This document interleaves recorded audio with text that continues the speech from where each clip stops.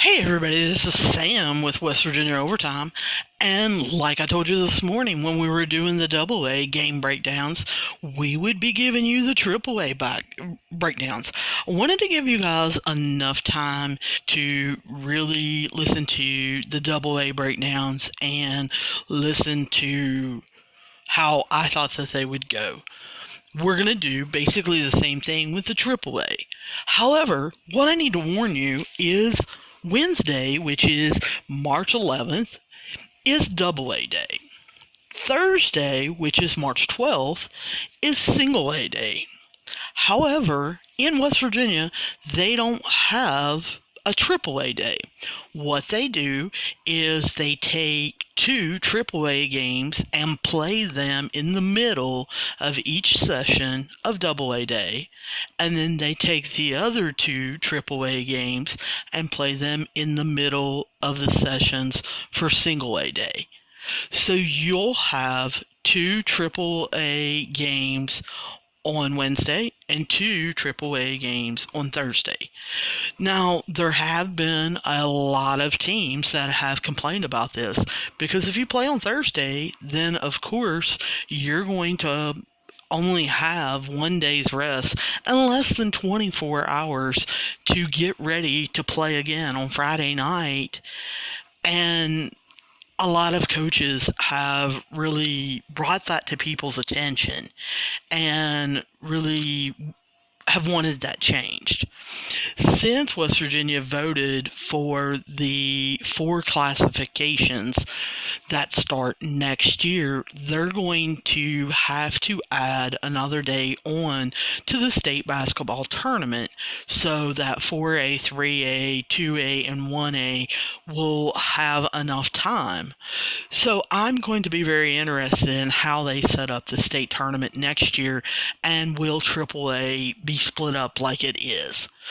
But let's go ahead and get involved in our first matchup.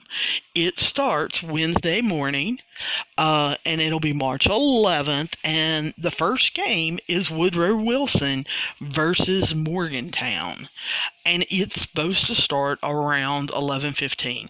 Like I told you, the first game of the morning sessions start at 9:30.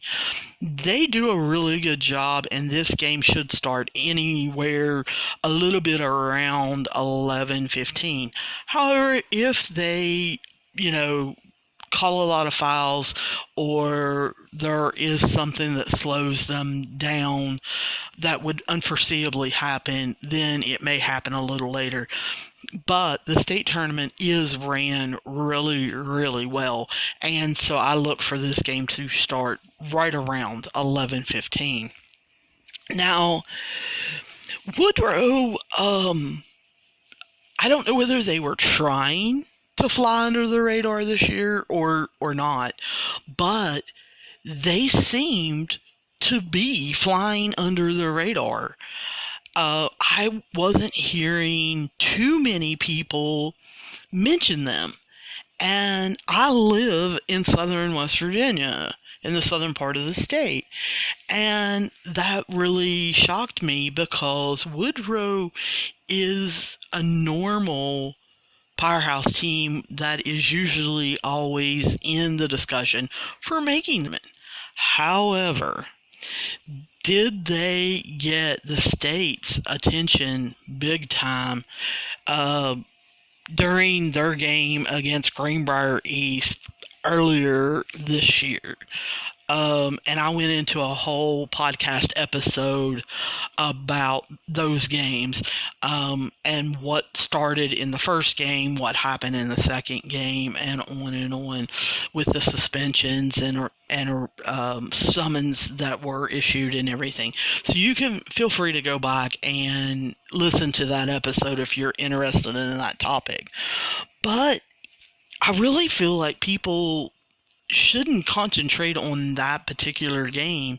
They should have been paying attention to the team, I think, all along. They are led by two seniors, Victoria Staunton and Liz Cattle. And these two seniors seem to really, anytime that Woodrow gets even a little bit unfocused, their coach, Brian Neighbors, can shoot them a look or pull them aside, like when someone's shooting a free throw or something, and say just a couple words to them. And these two are leaders on the floor, and they try their best to kind of take care of it and to kind of bring the team together, to keep the team together. And they've been kind of impressive. Now, Metro News, when I was reading through a lot of their stuff and I was listening to some of their breakdowns and stuff, they had a stat that really caught my attention, and I wrote it down, and I want to give you guys this stat. I want to also credit Metro News for bringing this up, that they allowed over 60 points in 4 out of 5 of their losses. But every game they won, they never allowed over 56. So if, tomorrow in the middle game of the morning session, if you're sitting there in the fourth quarter and it looks like Morgantown is getting up close to that 60-point mark, you may want to start pulling for Morgantown, because I just found that to be a really, really interesting stat, that if a team scores over 60 on them, they usually win, but if Woodrow can keep them under 56, then they win.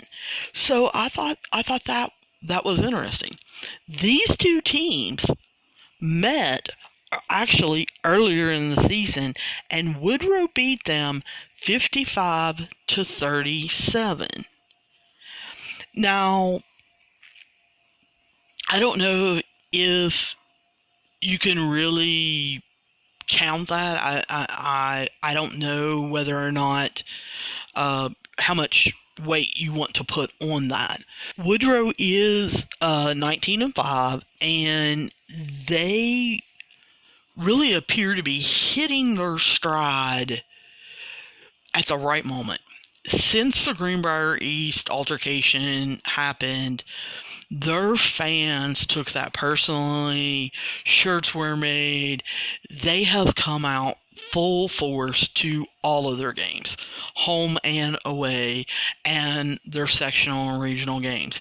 I fully expect for the Woodrow fans to try to pack their areas for this particular game, and every game after. I really think that the Woodrow community has banded around this team, and this team is feeding off their energy and just peaking at the right time.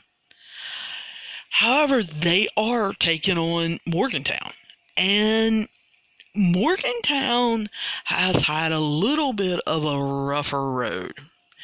And you know the old saying, it's not about the destination, it's about the journey you go on. Well, if anybody's been through a journey, it has been Morgantown. They are 14-11, and they totally, and I do mean totally, shocked the whole entire state by upsetting Willing Park. Willing Park was one of the favorites throughout the state to actually probably be in the championship game this year. They really have played a tough schedule and have had, a good record, have good players. But Morgantown upset them. And I remember being around a bunch of people when that score came in, and it was extremely shocking. And then getting on Twitter later that night and seeing different people throughout the state's reaction to that, people were saying, of course, that Willing Park must have had a bad game.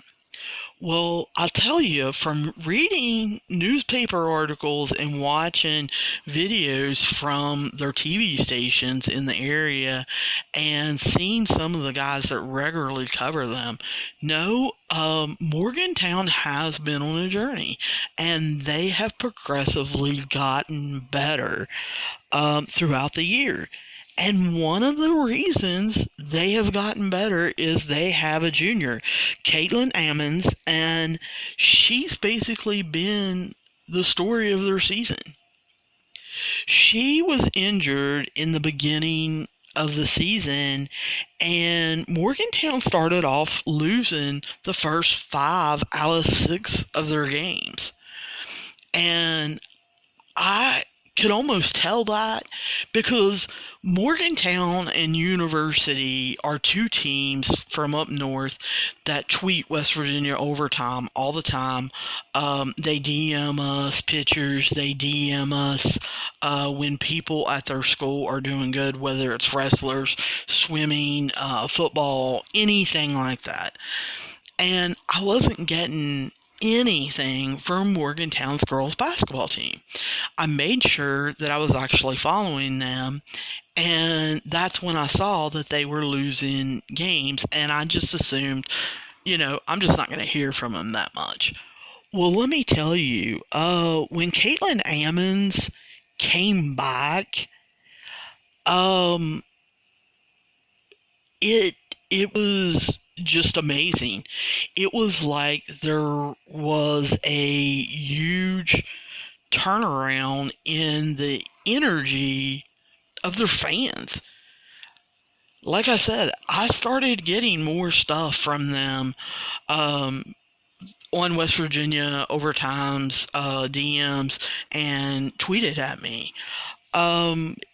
They have said in some articles that I read that the Woodrow loss was almost like a wake-up call for them. That their coach told them, about Woodrow's reputation and about how Woodrow usually went to the state tournament, and here they had lost 55-37 and hadn't even really been in the game. So quite a few players seemed to feel like that was the wake-up call for them, because since that loss, they haven't let anyone score over 50 points since then. They have picked up the defensive intensity. Here's the thing. I am really caught between a rock and a hard place, I think. Now, I know a lot of you are saying, Sam, are you kidding? Yeah, I am. I feel like I need to pick Morgantown in this one. I want to go on this journey with them. I want to see them succeed in the state tournament. I know Woodrow has the better team. I know that, they beat them earlier. I know that their fans are giving them all kinds of energy, and that they are really going to be gunning and bringing it in this first game. But my heart is telling me Woodrow overlooks this. They are not looking at this matchup. I think because they beat them earlier in the season, I think Woodrow is looking ahead to Parkersburg. I really do. And I think they're discounting Morgantown. So I think, and I may be totally wrong, and if I am, guys, feel free to call me out on it. You guys know where to find me. You can hit me up on Twitter or Facebook at WV Overtime, or you can write me at wvovertime@gmail.com. But I'm going with Morgantown, and I think this is a very close game. Like I said, I think Morgantown is really on a journey, and they have turned it around with Caitlin Emmons, and I think they shock Wood right off the bat, like I said, in a close one, to kind of wake them up. Now, game 2 in AAA actually doesn't take place until Wednesday night. Like I said, it'll be in the middle of the night session between the two AA games, and it will be number 1 Parkersburg taking on number 8 Spring Mills. I don't really know what to say a whole lot about this game. Parkersburg's 19-5. They are the 2-time defending champs. They've been to the state tournament before numerous times. They are very prepared when they come to Charleston. They know the drill. Their coach, Scott Cousins, basically has it down pat what they do on game day when they arrive in Charleston. They are not at the least intimidated by the bigness of the Coliseum and the fans that'll be there. So a lot of people are just automatically picking Parkersburg again this year. Now, Parkersburg on December 11th was upset by Wheeling Park by 1 point. Now, I need to stress that. They were upset back in December 11th, by 1 point by Wheeling Park. They didn't lose to another West Virginia team the rest of the season. This was a focal point that their coach, like I said, Scott Cousins, really hit home with them and really wanted them to focus and get ready to have a three-peat. And they have just rolled over the state competition that they have faced. They really have tough defense. That has been their calling card for the last couple seasons. And so I look for them to bring a very, very tough defense down here. And they try on offense to... They don't change their offense, but they do focus their offense on matchup issues through scouting, and they try to take advantage of certain issues. Like I said, Parkersburg is taking on Spring Mill. Spring Mill has been a little bit of a controversy. I think I've heard from a lot of people and have seen it on Twitter and different discussion groups that I'm a part of. They are 11-14. They have never been above 500 this whole entire season. And people are joking around and saying, hey, if you're going to pick a Cinderella in the tournament, Spring Mill has to be your choice with their losing record. But the other side of the coin is so many people throughout the state, especially in the northern part of the state, think they shouldn't even be part of the tournament.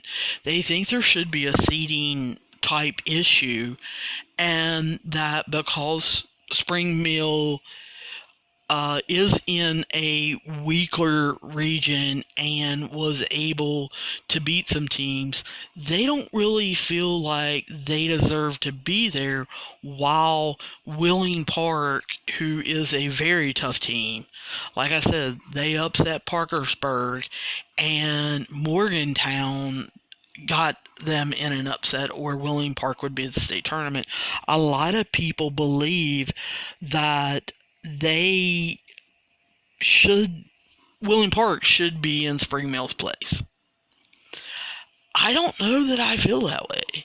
I think that this is set up to not only make you play great ball at a great time, but they have changed it into a double elimination up until you get to the state tournament in order to allow the better teams to play their way in.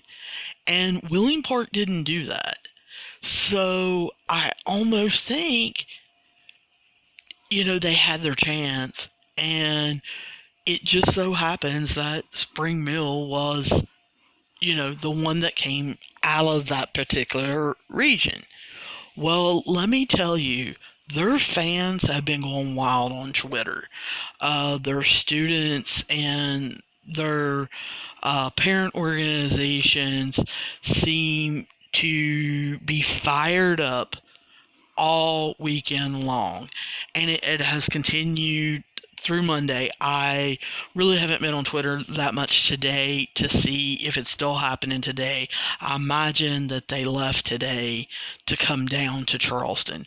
However, they are fired up and they want to show people that they actually belong in this tournament and want to have a great showing just to prove to people what's going on. I haven't been able to find very much on Spring Mill. I'm just going to be very honest with you. The articles that I did find and the box scores and stuff, Jada Brooks is the name that keeps popping up in articles and box scores, and it's usually talking about her rebounding and the putbacks that she gets.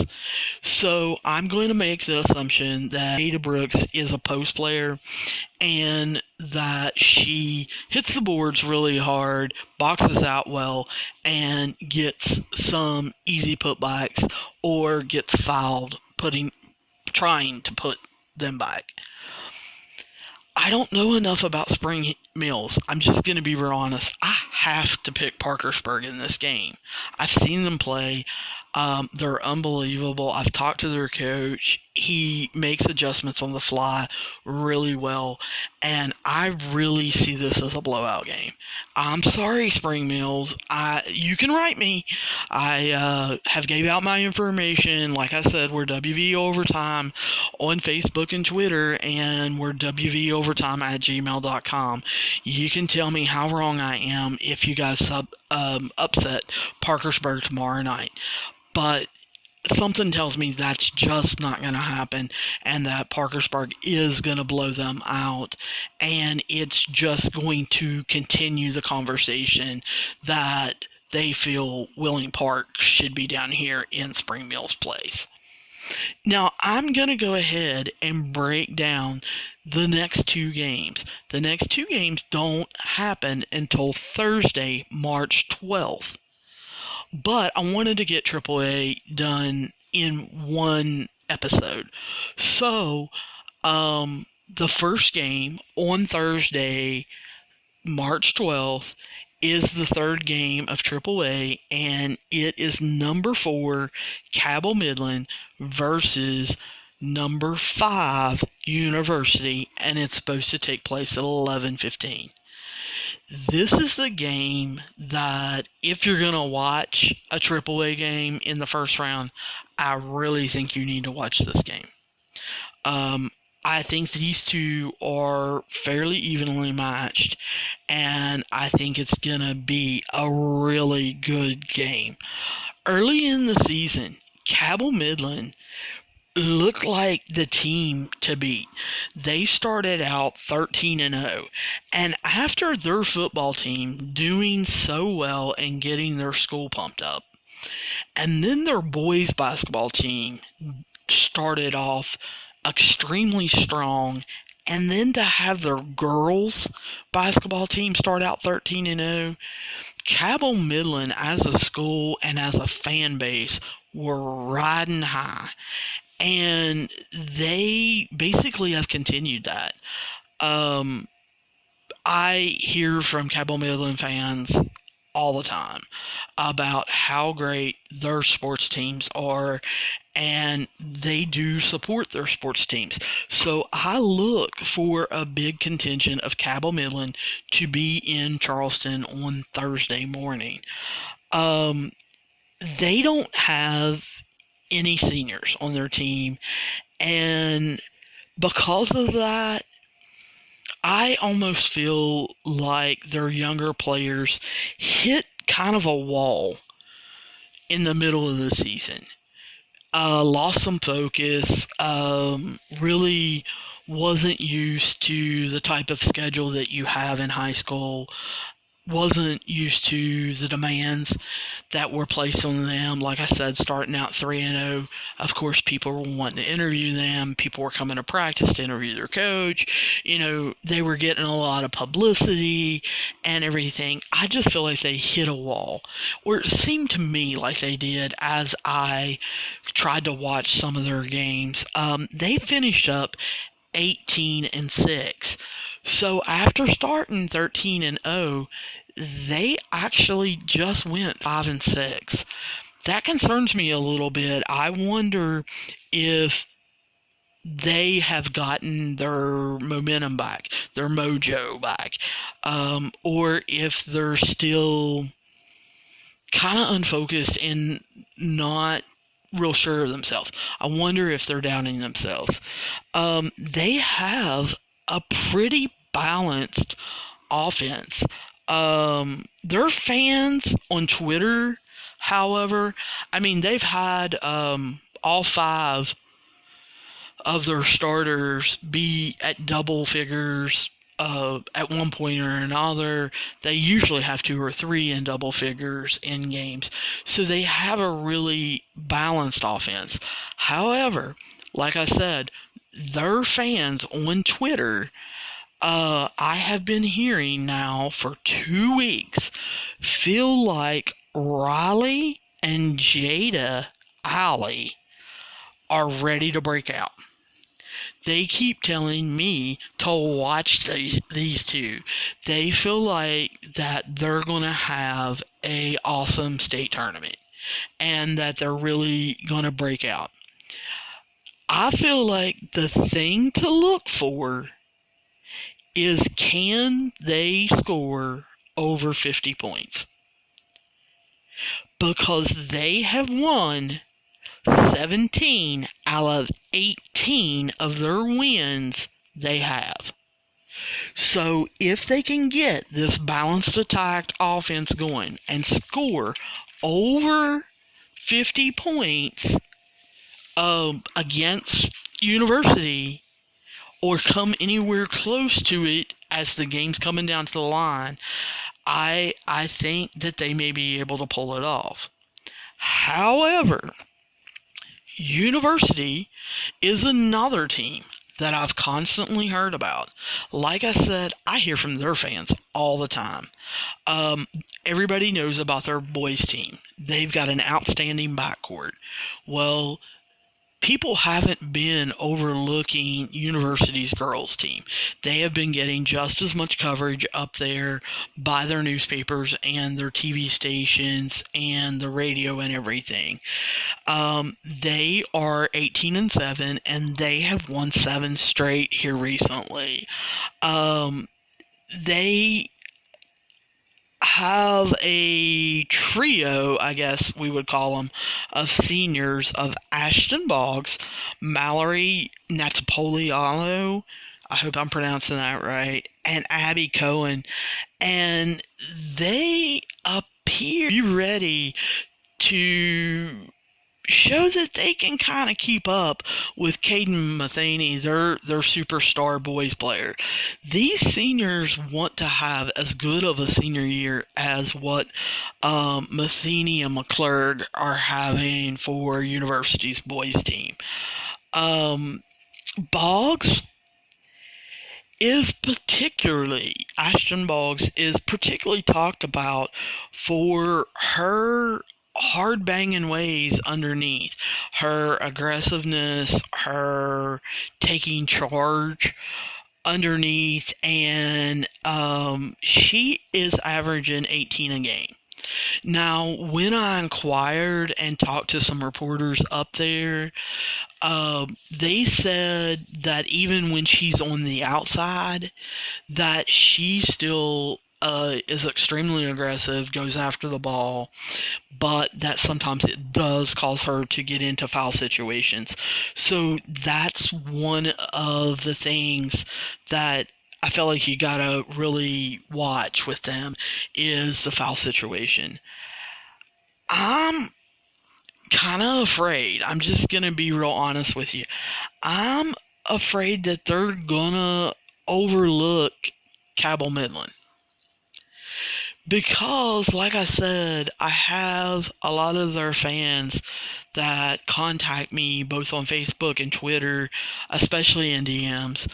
And they always, and let me repeat that, they always mention Parkersburg. Well, I hate to tell University, you've got to play 2 games before you even get a shot at Parkersburg. And here's the thing, Parkersburg actually has to win their games. I don't think that this team should be worried about Parkersburg. And I hope their fans are not putting it in their head that Cabell Midland is going to be a walkover, because they're not. And like I said, I think this is going to be a close game. I really do. I know that University wants to play Parkersburg in the championship and get them back for losing in the championship game to Parkersburg last year. But I think if University can come out and focus with that trio of seniors, I think they beat Cabell Midland. I'm looking for University to beat Cabell Midland. If they come out, because it's an early morning game at 11:15, and they aren't focused, and Parkersburg's sitting in the stands, and they start thinking about last year and wanting to take them on again in the championship game, then Cabell Midland's going to make them pay. So I'm going with University on this one, but like I said, I think it's going to be a close one. Now the night game on Thursday, March 13th, the last game of AAA is going to be Greenbrier East versus number 6, Martinsburg, and it's supposed to take place somewhere around 7:15. Now, again, Greenbrier East, they haven't been overlooked. How can you overlook Greenbrier East? Our governor, West Virginia's governor, Jim Justice, is their head coach. So they're always going to be in the newspaper, whether they win or lose. And it seems like every article I popped up or every video that I popped up from Lewisburg, Princeton, or Beckley or anywhere, they always want to mention that Governor Justice is their coach. Great. He's been their coach forever. I don't understand why it's a big deal. He was their coach way before he was governor. And, the kids, every time I've seen them play or watch snippets, videos that the news stations have put together, it seems like the kids basically treat him as a coach. I don't think they think of him as the governor. And yes, I'm doing air quotes. But after the altercation that happened with Woodrow Wilson and the comments that Governor Justice made, it seems like the spotlight has been turned on Greenbrier East even more. And they have kind of handled that and kind of not. They really became unfocused when Woodrow beat them.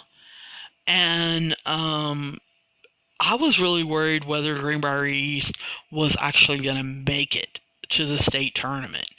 So they've been a little bit, like I said, a little unfocused.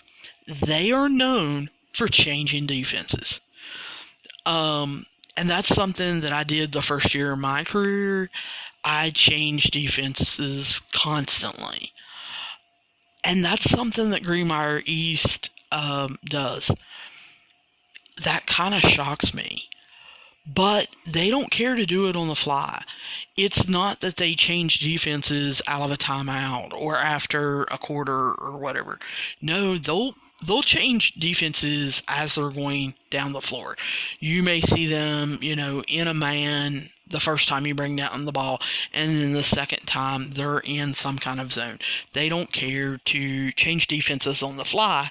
And this has a tendency to confuse a lot of people they play, especially if you haven't scouted them well or if you haven't played them before. A lot of the teams in their area, of course, play them twice, or like Greenbrier East, or excuse me, like Woodward Wilson, they played them 3 times this year. So them switching defense didn't bother them as much. However, with Martinsburg not having seen a lot of this, I'm a little unsure of what's going to happen. They expect a lot, and I do mean a lot, from senior Haley McClure to lead them on both ends of the floor. She is expected to get them in the correct defense and to correct them if they're not in the right place. And she is really expected kind of to make sure the ball gets in the right hands. And so she really is expected to lead them.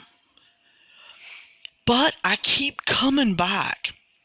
And the reason why I only switched defenses constantly in my very first season was because there's an old saying in basketball that if you play too many defenses, you don't spend enough time working on any defense. Which, when it's broken down, if you're having to spend, practice time on 4 or 5 different defenses, then you're not really focused on one and getting great at one. So I wonder if this is gonna come and bite Greenbrier East in the butt. I wonder if they are using the switching of defenses just kind of as an element of surprise and to create turnovers, but there is one defense that they do focus on and can run if they're not confusing people, and I think we'll see that. Like I said, number 6, Martinsburg, also concentrates on defense and trying to totally stop teams. When they met Greenbrier East earlier this season, I was told by a reporter from down in that area that Martinsburg was totally confused by Greenbrier East switching defenses, that Greenbrier East got a lot of turnovers. Greenbrier East basically totally killed them 73-48, and that it really wasn't a game. Martinsburg has a center that's 6'1", though. Her name is Morgan Andrews, and she has been on a roll of having double-doubles. And then they have 2 pretty good guards that showed up in their box scores and showed up in articles fairly regularly. They're going to have to take care of the ball. They're going to have to, when the ball gets brought up, be taking care of the ball and making a read on what defense Greenbrier East is actually in, and did they change their defense. And then they're going to have to cut down the turnovers that they had in the last game to even have a chance in this game. I'm going to be honest with you. I don't think they do. I don't think Martinsburg has a chance in this game. I think Greenbrier East blows them out.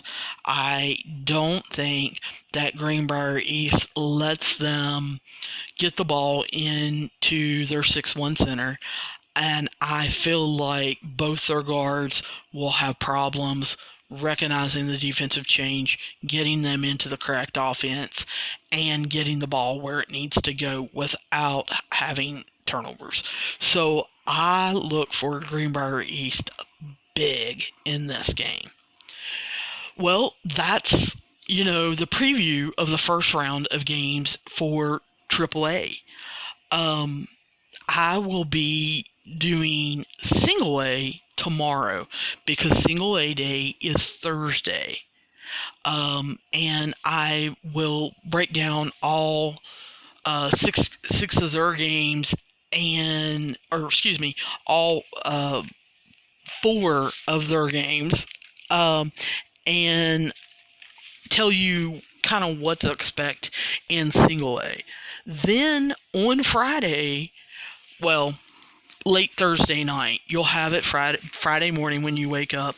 I will break down the matchups that are happening on Friday, and then again, we'll do the same thing for Saturday. So I look forward to talking to you guys tomorrow about the single A situation that's going on at the tournament and the matchups there. If you have any questions, comments, problems, or protest, feel free to contact me at WV Overtime on Twitter or Facebook, or write me at wvovertime@gmail.com, and feel free to disagree with me on any of the AAA games that I have picked. And don't forget our AA podcast that we did earlier this morning to start things off. I'll be talking to you guys soon, and I hope that if you're coming down to the tournament, you're being careful and that you have fun. I'll see you there. Bye.